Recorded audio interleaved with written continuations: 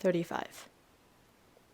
Crepes are French in nature, pronounced crepes, not crepes. They can be prepared easily with simple ingredients, mostly composed of eggs that give its signature flavor and thinness, but also includes milk, flour, salt, melted butter, and sugar.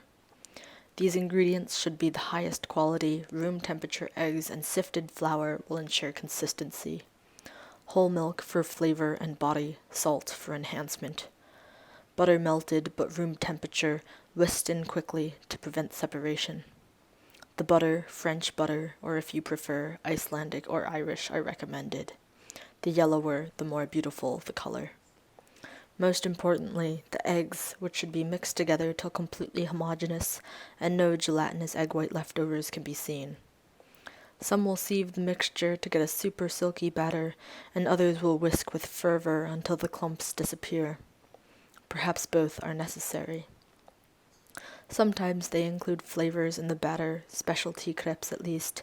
However, the traditional plain crepe has very little to it and is spread thinly over a hot, flat buttered griddle with a small cylindrical wooden utensil that smears it into its large, flat pancake-like shape. They cook in literal minutes, flipped halfway to reveal the golden speckled white skin and smell of butter and egg.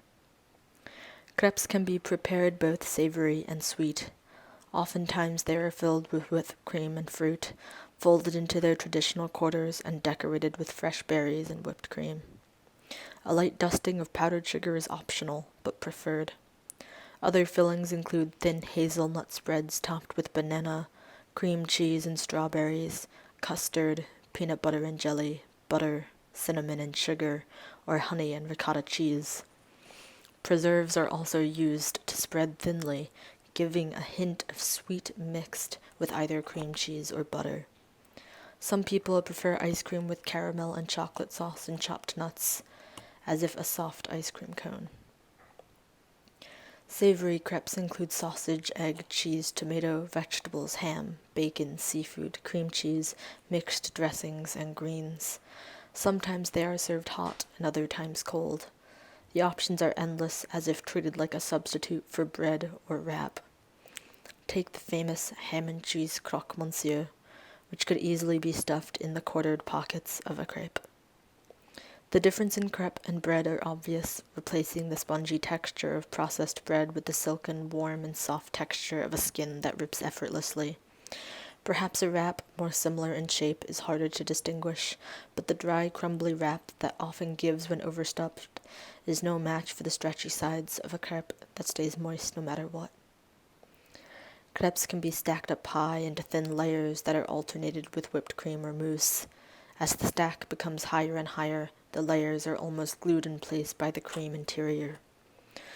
Some will allow this to cool and trim off the uneven edges.